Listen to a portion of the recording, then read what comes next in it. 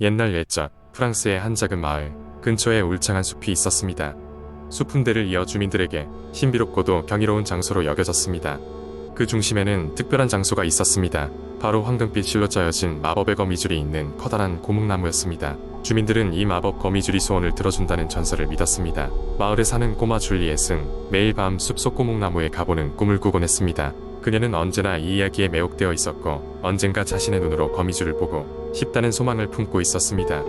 그러던 어느 날 그녀는 마침내 용기를 내어 숲으로 모험을 떠났습니다. 줄리엣은 싱그러운 꽃향기와 신선한 플레음을 맡으며 숲길을 걸어갔습니다. 길을 따라 나가자 점차 숲의 소리가 줄어들면서 고요한 느낌이 들었습니다. 드디어 고목나무에 도착한 줄리엣의 눈앞에는 믿을 수 없을 만큼 아름다운 거미줄이 반짝이고 있었습니다. 마치 태양의 빛을 받은 물방울처럼 찬란했습니다. 줄리엣은 가슴속 깊이 자신만의 소원을 빌었습니다. 그녀는 자신이 늘 음악을 사랑하고 언젠가 마을 최고의 바이올리니스트가 되기를 꿈꾸고 있었습니다. 그녀가 소원을 빌자 거미줄이 부드러운 빛으로 감쌌습니다. 그 광경에 반해 앉아있던 줄리엣은 시간이 얼마나 흘렀는지 모를 정도로 그 자리에 머물렀습니다. 어느 순간 숲길을 따라 돌아오는 길에 줄리엣은 자신이 더 이상 두려움 없이 나아갈 힘을 얻게 되었음을 느꼈습니다. 집에 돌아온 줄리엣은 하루도 거르지 않고 바이올린 연습에 매진했습니다. 마법 거미줄을 만난 날부터 그녀의 실력은 하루가 다르게 성장했습니다. 몇 년이 지나고 줄리엣은 프랑스 전역에 이름을 알린 바이올리니스트가 되었습니다. 그녀는 늘 연주 전 고목나무와 거미줄의 이야기를 전하며 사람들에게 희망의 메시지를 전했습니다. 마을 사람들은 줄리엣의 성공을 통해 마법 거미줄의 전설을 더욱 믿게 되었고 마법보다 중요한 것은 소망을 향한 꾸준한 노력임을 배웠습니다. 줄리엣은 꿈을 향해 나아가는 모든 이들에게 자신이 경험한 신비로운 모험을 풀어놓으며 숲속 고목나무의 전설이 계속 전해질 수 있도록 했습니다. 이제 줄리엣의 이야기는 마을에 새로운 전설로 남아 사람들에게 영감을 주고 소원을 빌게 하는 쉼터가 되었습니다. 두 번째 이야기, 옛날 옛적 프랑스의 한 푸르른 숲속 마을에는 양들이 평화롭게 살고 있었습니다. 그들은 푸른 초원을 뛰놀며 신선한 풀과 맑은 시냇물에서 삶을 즐기고 있었습니다. 그 중에는 작은 양 베르가 있었는데 베르는 항상 호기심이 많고 모험을 좋아했습니다. 하루는 베르가 친구들과 함께 숲속을 탐험하러 나섰습니다.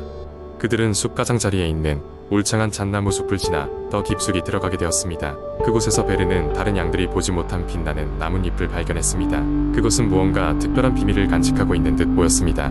베르는 그 나뭇잎을 자세히 살펴보려고 가까이 다가가자 갑자기 숲속 깊은 곳에서 무시무시한 늑대 울음소리가 들렸습니다. 모든 양들이 놀라 서둘러 숲을 빠져나가려고 했지만 베르는 발이 굳어 움직일 수가 없었습니다. 그때 울창한 관목 뒤에서 커다란 회색 늑대가 나타났습니다. 너는 누구냐? 감히 내 숲에서 그 나뭇잎을 건드리려 하다니.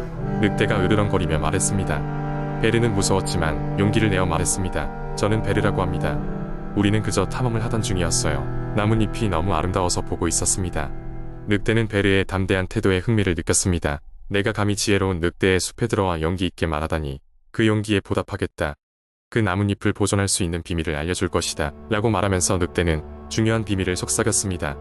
그 나뭇잎은 시간이 지나면 사라질 모든 것을 새롭게 바꿔주는 마법의 나뭇잎이었습니다. 늑대는 베르에게 말했다. 이 비밀은 내 마음속 깊이 간직하거라. 그리고 항상 자연을 소중히 여기도록 해라. 베르는 늑대의 말을 새기고 마을로 돌아왔습니다. 그날 이후로 베르는 숲을 더 이상 두려워하지 않았고 항상 자연과 친구가 되기로 결심했습니다. 그리고 그 비밀을 절대로 잊지 않았습니다. 그 결과로 양들과 숲의 사이는 더 깊어졌고 모두가 조화롭게 살아갔습니다. 이 이야기의 교훈은 모든 생명체는 서로 연관되어 있으며 우리는 자연을 소중하고 책임감 있게 다루어야 한다는 것입니다. 그렇게 할 때 세상은 더욱 조화롭고 평화로운 곳이 될 것입니다. 세 번째 이야기, 옛날 옛적에 프랑스의 아름다운 마을 근처에는 라프렌젤이라는 이름의 마녀가 살고 있었다. 그녀는 무성한 정원 속에서 홀로 살아갔다. 정원은 알록달록한 꽃들과 신비스러운 어부로 가득 차 있었으며 마녀가 소중히 여기는 유일한 장소였다. 마을 사람들은 라프렌젤을 두려워하면서도 그녀의 정원에는 뭔가 특별한 것이 있다고 믿었다. 어느 날 마을 외곽에 사는 젊은 농부인 피에르가 호기심에 이끌려 그 정원을 찾아갔다. 피에르는 이미 여러 차례 마을에서 마녀와 마법에 관한 이야기를 들었지만 직접 확인해 보고 싶었다. 그는 조용히 정원에 들어갔고 놀랍게도 그곳에서 이전에는 본 적 없는 아름다운 식물들을 발견했다. 정원을 탐험하던 중 피에르는 한 중년의 여인이 초록색 망토를 두르고 있는 것을 보았다. 그녀는 바로 라프렌젤이었다.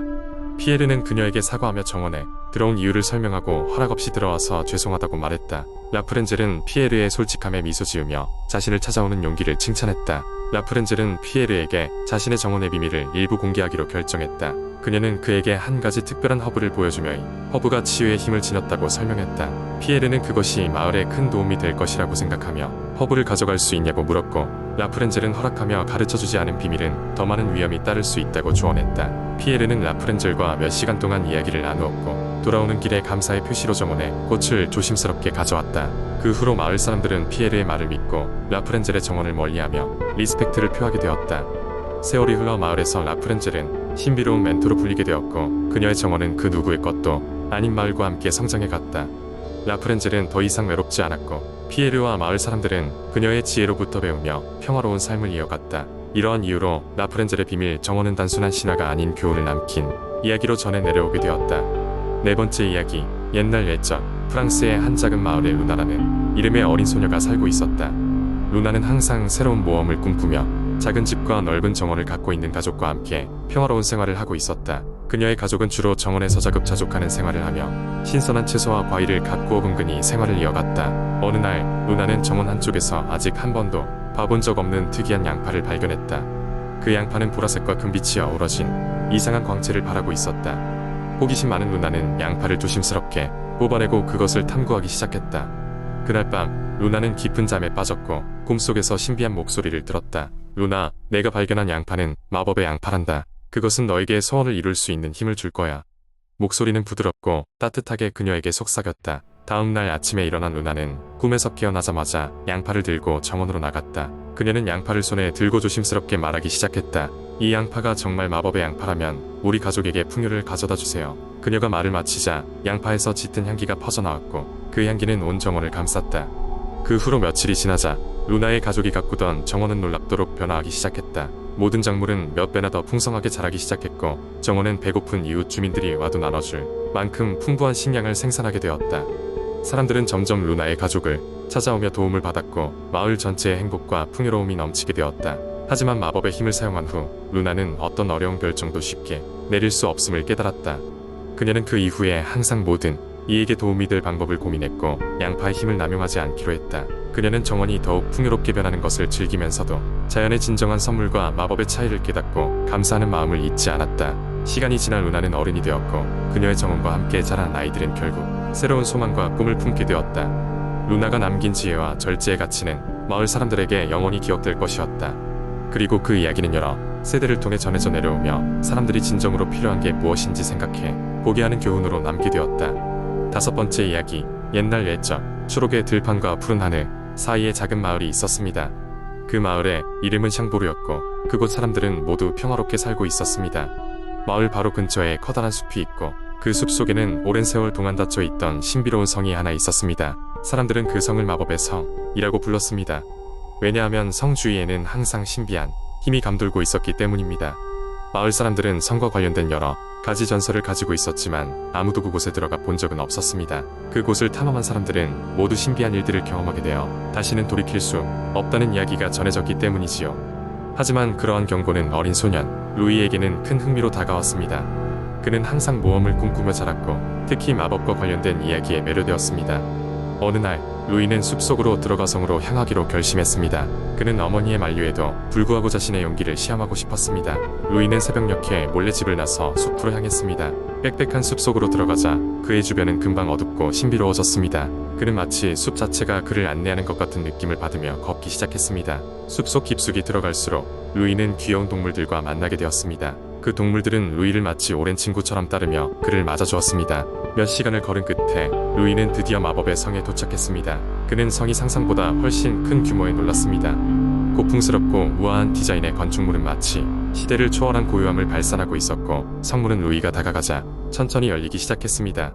성 안으로 들어서자 루이는 그곳이 더 이상 버려진 장소가 아님을 깨달았습니다. 곳곳에 마법의 빛들이 반짝이며 공기 중에는 따뜻하고 평화로운 기운이 돌고 있었습니다. 루이는 성 안을 탐험하면서 여러 마법사들을 만났습니다.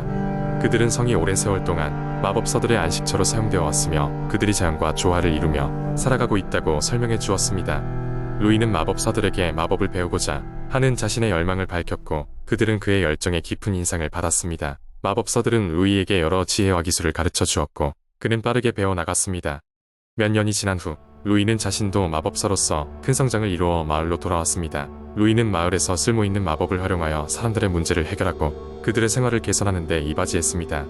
사람들은 처음에는 낯설어했으나 그의 진실한 마음과 뛰어난 지혜의 감명을 받아 신뢰를 갖게 되었습니다. 그리고 그들은 루이가 돌아온 날을 기념일로 삼아 축하하기 시작했습니다. 이렇게 루이는 샹보르 마을에서 존경받는 인물로 자리 잡았으며 그의 이야기는 오랜 세월 동안 전해지며 사람들에게 용기와 희망을 주었습니다. 그리고 마법의 성 이야기는 앞으로도 계속될 수 있었습니다.